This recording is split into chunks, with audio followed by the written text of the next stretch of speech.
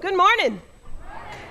Okay, when a small group of people come together, even more to just really be that presence of the allness of everyone that's not here. Good morning. Good morning. Y'all did well. Very good, very good. Well, okay, we've been talking about this. This is the third week on this theme for this month, which is the Holy, Holy Uprising. And we keep raising it up. So week 3, buckle up. Y'all ready? Okay. And today, what we're talking about and being with and really steeping our full awareness, our bodies, our minds, everything we've got into the fact that it's all God. Right? It's one of the key fundamental things happening. Now, what I'm going to share this morning with everyone is that there are three things that literally can change the world. 3. Y'all ready for them? Okay, I said last week, now that y'all back in the sanctuary, you have to participate with me a little bit more. Okay, because online, they're participating at home going, yes, but we can't hear them. So, are y'all ready for 3 things that can literally change the world? Oh, isn't that great? See, didn't back off that. Okay, so the first one, very important, has to do with last week. I went down to San Diego and got to be with my colleagues and friends.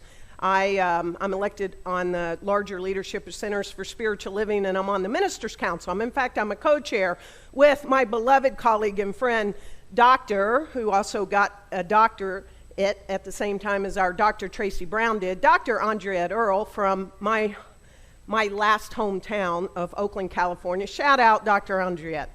Okay, so this has to do with her. It's all her fault. We rented a house together, and we were up talking, late nights, all that good stuff. And so she told the rest of us, she said, okay, well, I'm going to do y'all the favor, and I'm going to rewatch the pilot of Manifest. Okay, I don't have any Manifest fans in the house. Oh, okay. Well, anyway, I had not watched it.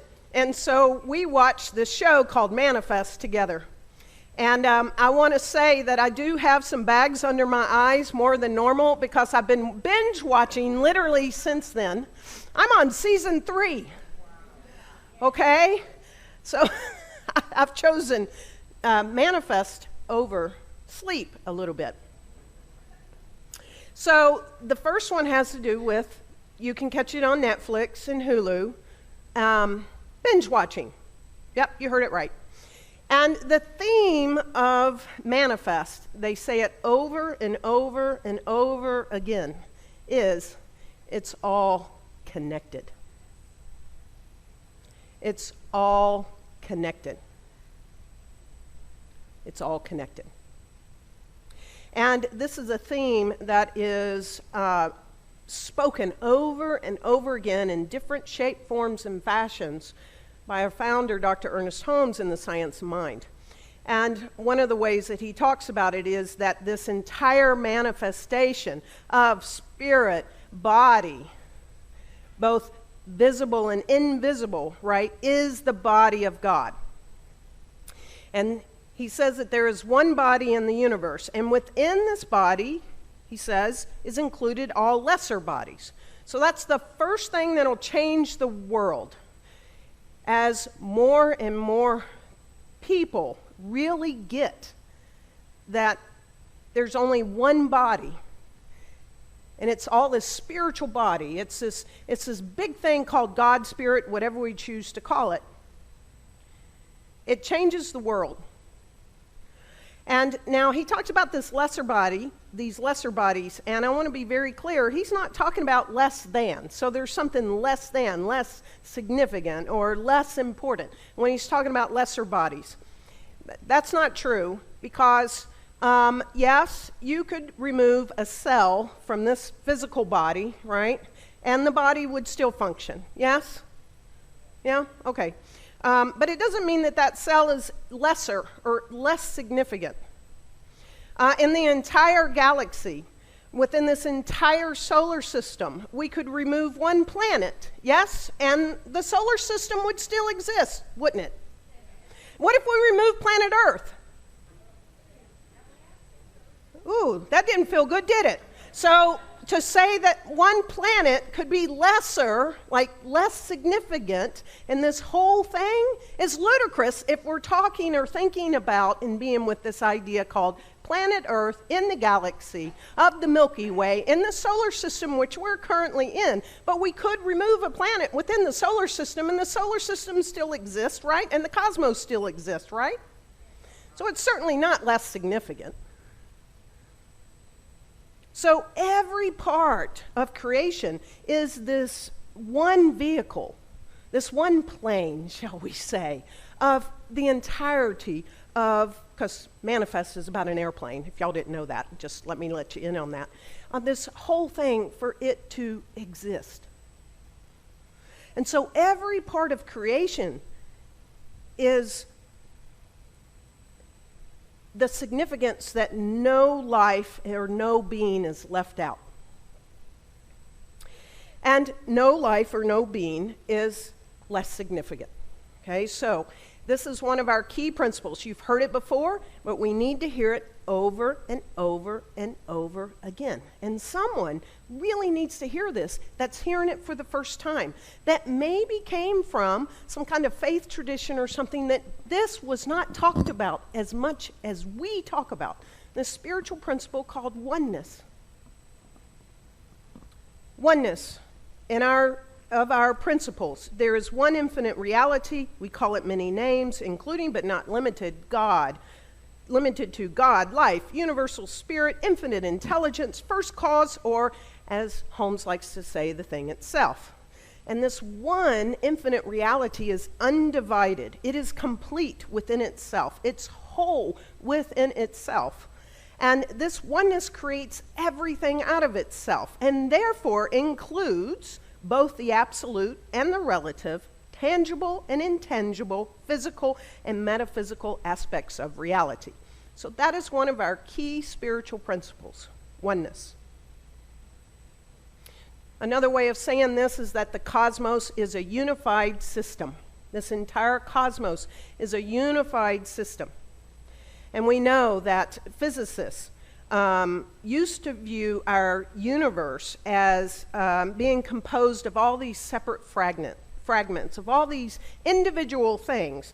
But as we've progressed in our infinite intelligence and our awareness and everything, the physicists are now like, oh, okay, well, despite its unimaginably vast size, the universe is increasingly regarded as a single functioning system, one single system. Just because things are galaxies far, far away and millions of light years away, and they appear to be remote in space and time, they're not separate from here.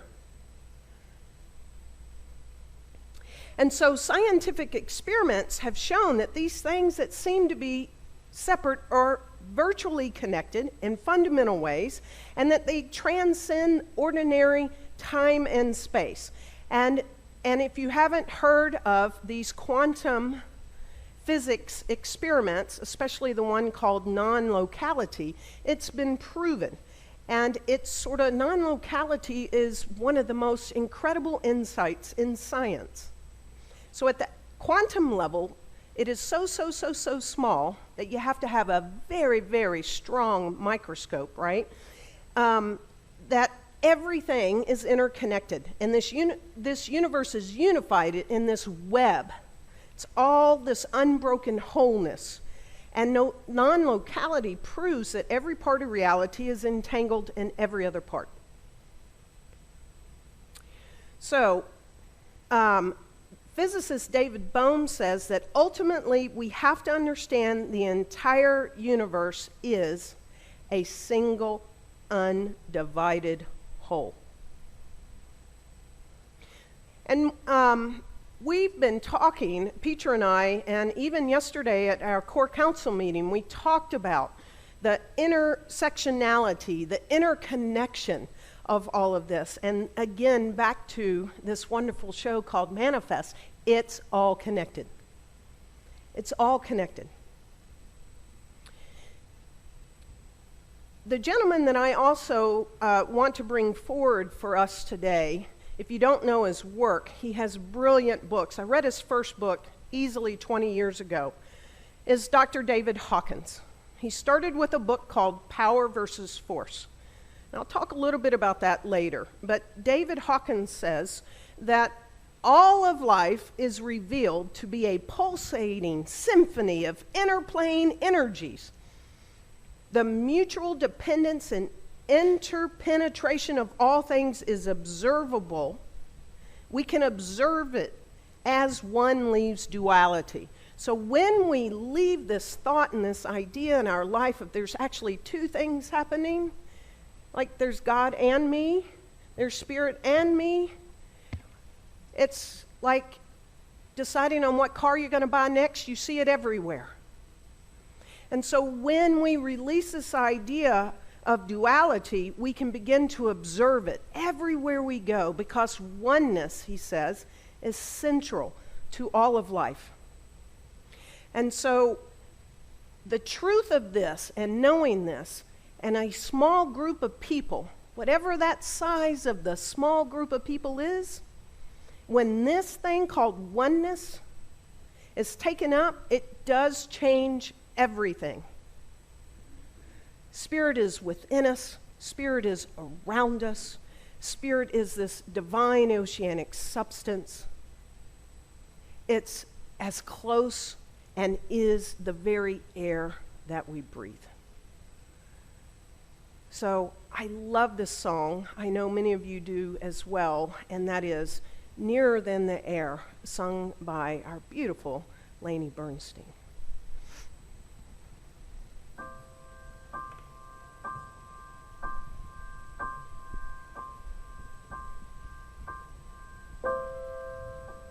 It's like the air around me. It's like the sunlight on my face. I feel the love of God surround me, and I am touched by amazing grace. And all I ever wanted, and all I ever needed is already there.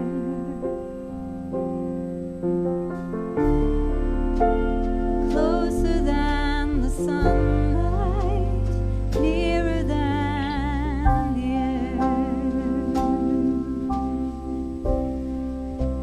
And I breathe in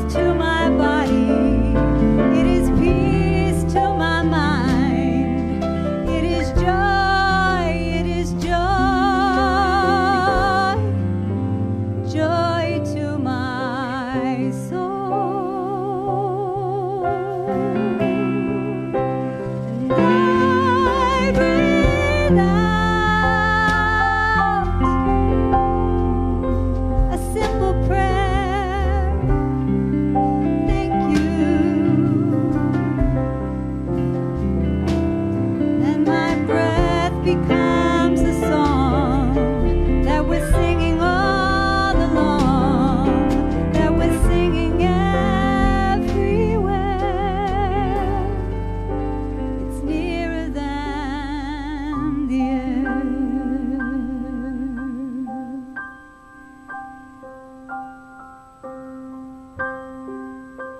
It's like the air around me. It's like the sunlight on my face. I feel the love of God surround me, and I am touched by amazing grace. And all I ever wanted, and all I ever needed is already there.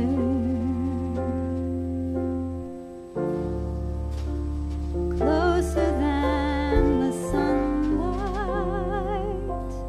nearer than the air.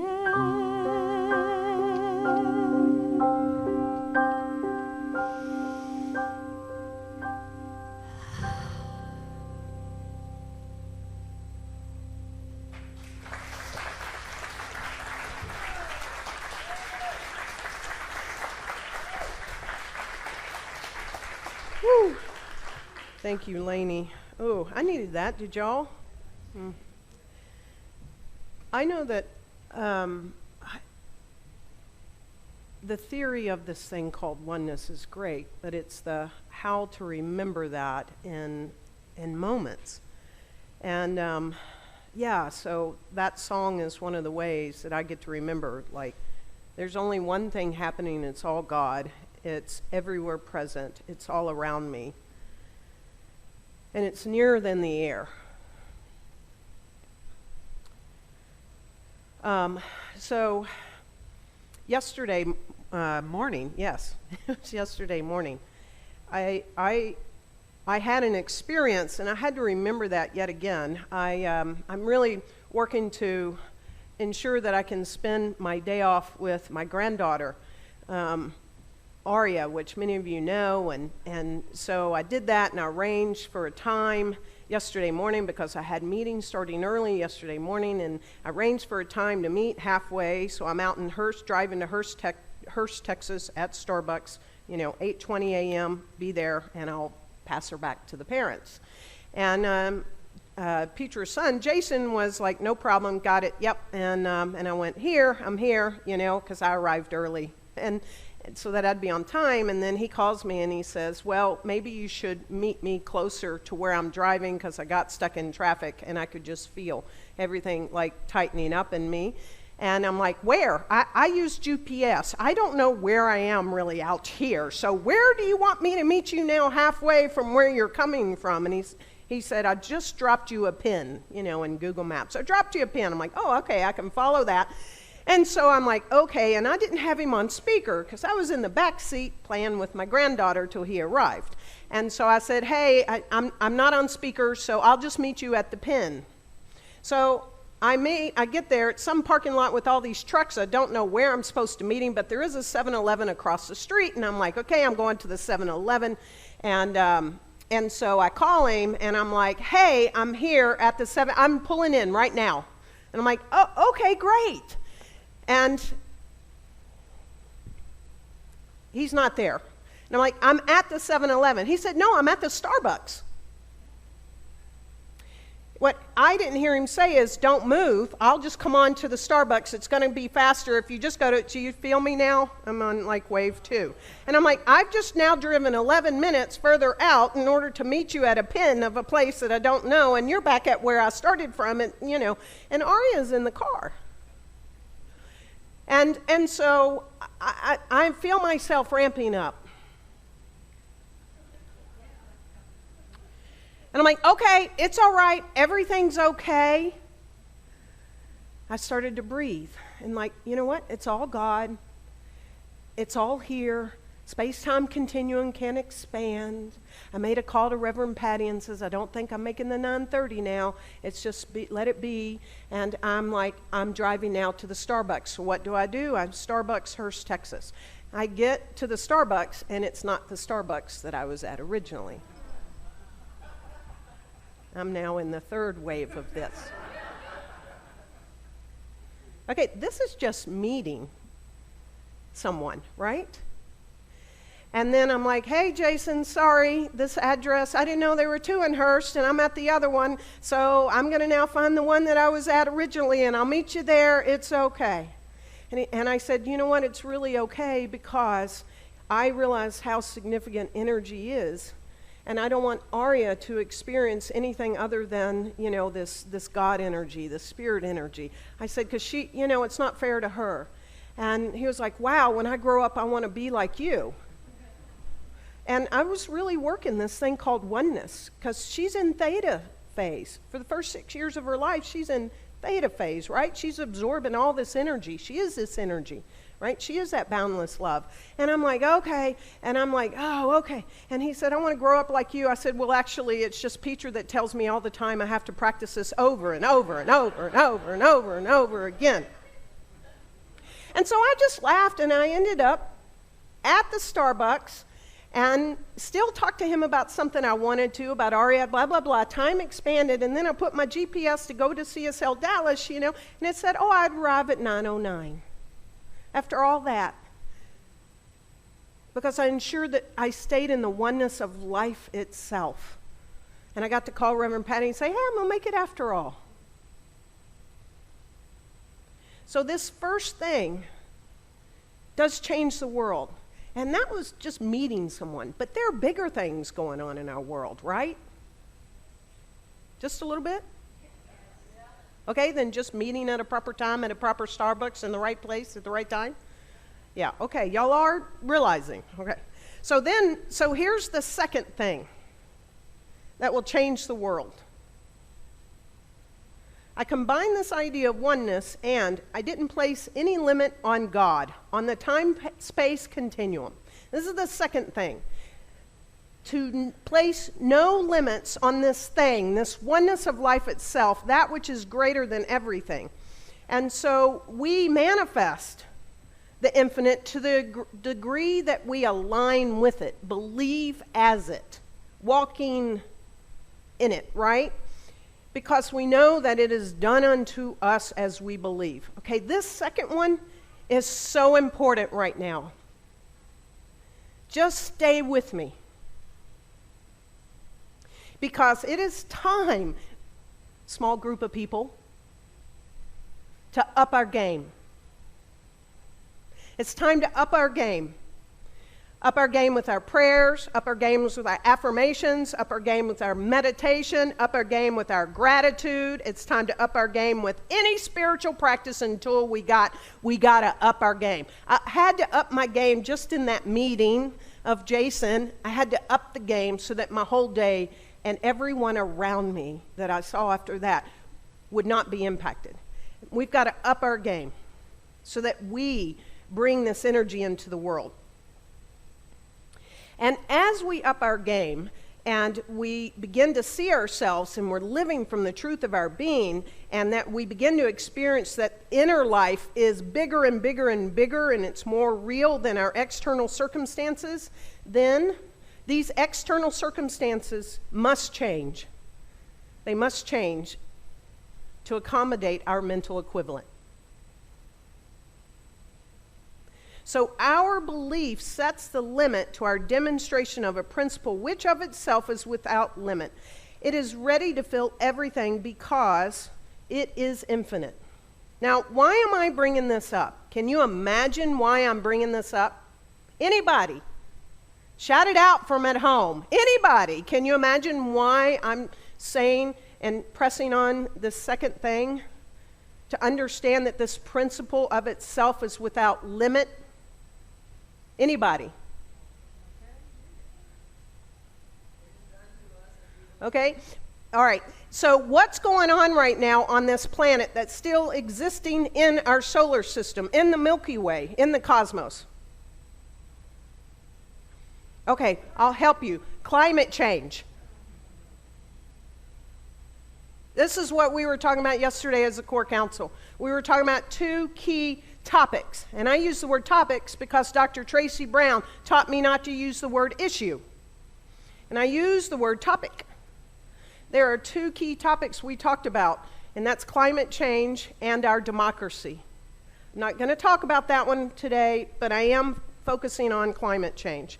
Okay, it's really significantly important. Because our planet right now is on fire thanks to our generation and our parents' generation. I'm not saying that everybody before that didn't have something to do with it. But, you know, it's significantly. Our Arctic Circle is on fire. The Northwest is on fire. The town of Linton in British Columbia burned the whole town to the ground. That's Canada, right? And there are all these record-breaking heats and wildfires going on, and if it's not a fire, it's a flood. Okay, we've got flooding in Germany and all of Europe. We've got flooding, that's just in the past, few days news, right? There's all kinds of flooding going on. So someone on our core council sent us all this article I want to share with you.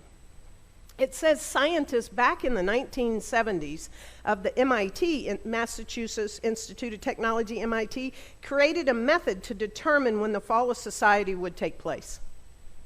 1970, created a method. Want to guess when it is? Back in 1970, that method, the fall would take place sometime in the middle of the 21st century, somewhere around 2040. And their projections have been right so far. And now new analysis is suggesting this, right? So this is not a downer, don't worry. But, 1972, this team of researchers studied the risk of doomsday scenario and the limited availability of natural resources. And it goes on, and it talks about, like, this is the time.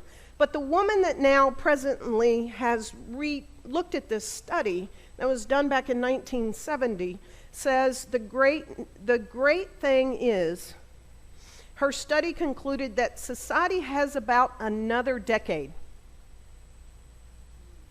I want y'all to hear this, everybody. Another decade to change courses and avoid collapse by investing in sustainable technologies and equitable human development. Okay, so no one else can do this for us because we are the ones. And this is the place that we stand on this number 2, that there are no limits and that we can do this together. Okay, that's what we can do this together. And we can do this because it's been done before. And it's been done before by an amoeba. And if an amoeba can do it, we can do it. Want to know about the amoeba? Okay, so most of its life, this slime mold exists as a single-cell amoeba. And when it needs food, however, it can transform itself into a larger entity with new capacities. Yes. Okay, hold on. So these individual amoebas send out signals to each other. Okay? Anybody watching Manifest knows what's going on. Okay, they send out signals to each other nearby and thousands assemble. These little single-cell amoebas start to assemble. And when they reach critical mass, they organize themselves without the aid of any apparent leader. We don't need a leader, right? And into an organism that can move across a forest floor. And upon reaching a better feeding area, they release spores from which new amoebas are formed, thus under conditions of great stress. The forest slime mold is able to mobilize a capacity for collective consciousness and action so as to ensure its own survival. So it is time for us to be forest slime mold, folks. Bumper sticker, I'm a forest slime mold.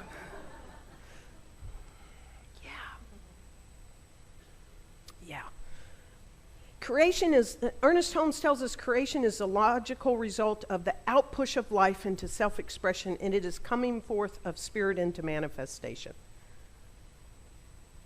The one encompasses and flows through all. It's happening. It's spilling itself into numberless forms and personalities. These forms and personalities propelled by a cosmic urge. We've got the cosmic urge. It's upon us. And it brings them into being. And each of us have within ourselves this impulse that's planted by the divine. And since the divine is limitless and perfect, it must and ultimately will bring creation into a state of perfect manifestation. I needed to hear this week when I kept looking at the news. And so this cosmic urge is within each of us, and it's this urge of oneness, of all of life itself. It's bringing the slime mold together in the forest. This is who we are, and it's bringing us together from all faiths, from all backgrounds, from all political. It's happening on this world, and we're the ones to see that. We're the ones to know that. We're the ones to demand that. We're the ones to claim that. We're the ones to command it. Because this principle is limitless. And our higher consciousness, as we each do this, it benefits the world. Dr. David Hawkins, if you don't know his work, Power versus Force, what he did was he calibrated human consciousness from the lowest vibration to the highest vibration. And he put it on a scale from 1 to 1,000. Everything can be calibrated. And we humans were living at the different levels of consciousness. All these levels, along with the truth level of any true and false style inquiry, it's through kinesthetic, yes, no style, weak, strong, right? Can be calibrated on this scale of 1 to 1,000. And according to Dr. Hawkins, any person, any concept, okay, any thought or any object that calibrates at 200 or above is positive. 200 or above is positive. And that starts at the level of integrity. Anything below, so it's called power. 200 or above is power, 200 and below is negative, force. So we are right in the midst of calibrating at a whole new level. And we're the ones we've been waiting for. Let me give you a couple of interesting facts on this calibration thing that he found out through his life's works of studying this. Powerful patterns are associated with health. Weak patterns are associated with sickness. Makes sense, does it? Every thought, emotion, word, and action has one pattern or the other. Every moment of our day, we are either moving towards health or sickness based upon our thoughts. We can change our thoughts right then and there and calibrate above 200. Everything calibrates at certain levels from weak to high, including books, food, water, clothes, people, animals, buildings, cars, movies, sports, music, you name it. It's sort of looking like right now, overarchingly, the music today is calibrating below 200, what our young people are listening to. So that's bringing lower levels of consciousness around. So we can up the music. Most movies, think about what you're watching.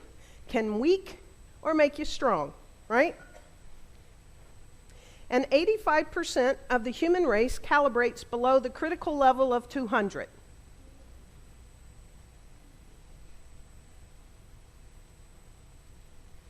I know it's a downer, but there's great news. Hawkins tells us that every thought, action, decision, and feeling creates an eddy in this interlocking, interbalancing energy fields of life, in this interconnected universe. Every improvement we make in our private world improves the world at large for everyone. That move I made in that car yesterday mattered to everyone, not just to Aria. not just to Jason, not just to me, as I raised my consciousness and my energy level. It's so powerful. The power, he tells us, Dr. Hawkins, of a few individuals at the top counterbalances the weakness of the masses. So it doesn't matter if 85% of the population is calculating below 200.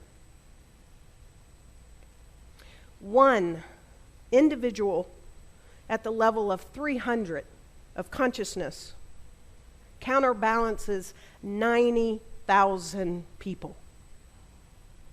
One. You keep your consciousness high. That boundless love, that joy, that look at what's above 200. One person counterbalances 90,000 people. An individual at 400 counterbalances 400,000 people. A person at 500 counterbalances 750,000 people below 200. One person. And think about, 10 500s, 100 500s, 1,000. It gets really big really fast. That's the great news. This is our time. Collectively, we can do this in our own life and in the life of everyone else. And so again, it's time to up our game. Our prayers, our affirmative prayers, our meditations, our gratitude, not for the sake of our life. If you don't want to work out on the meditation cushion this morning, do it for the 750,000 people that you're helping. Do it for Aria, my granddaughter.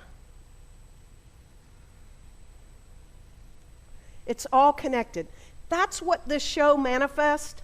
I'm not trying to pitch the show. It's a small group of people on a flight 828, and this small group of people are changing the world, right?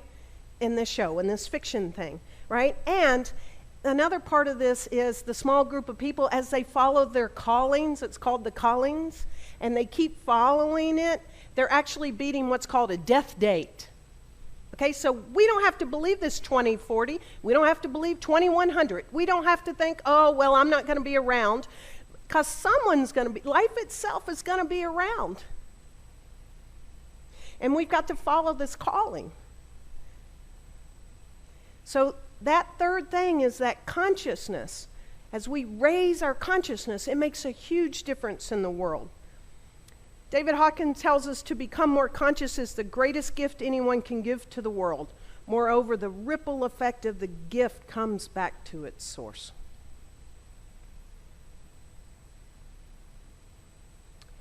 And he also says that the decision to overlook the seeming inequities of life instead of reaching to them is a choice.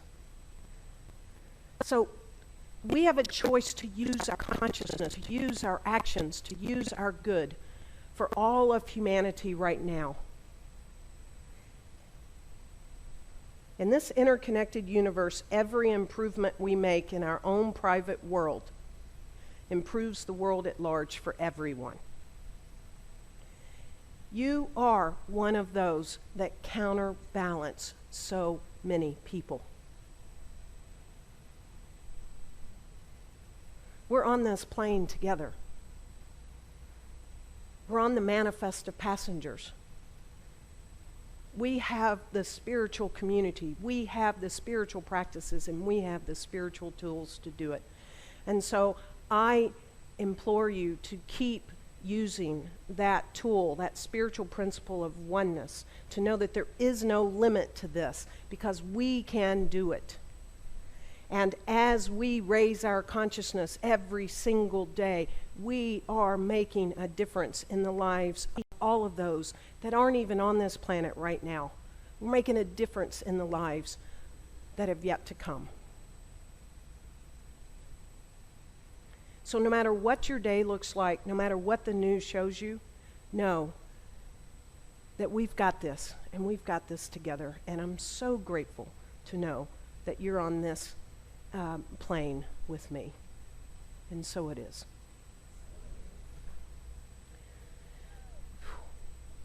All right, I am going to read this from Ernest Holmes because I read this every day. This is how I start. So this is our prayer today. I want you to take this into your voice, your own voice, as Brad plays. And we'll put this out on social media. Comes from the Science of Mind textbook. Breathe with me.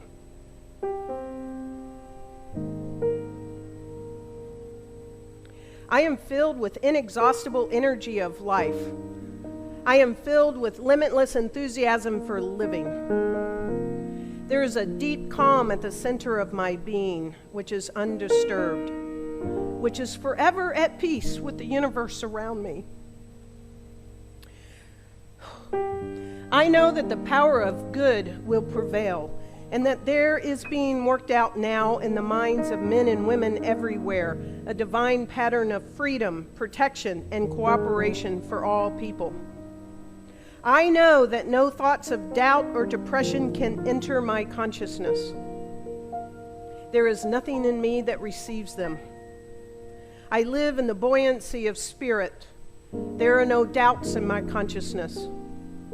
I have an ever-deepening appreciation for all people, an ever-deepening sense of gratitude for the knowledge that the spirit cannot be assailed. I know that good is finally going to come to everyone and that all problems will be solved. Neither fear nor self-pity can operate through me. I am alive with life, with joy, and continuously upheld by a deep, unshakable conviction that there is a power and a presence and an intelligence in the universe which is working out a perfect pattern for human conduct and relationships. I rest in peace, in joy, and in love, and know that this is not only true for myself, it is true for every single person that lives. And so it is.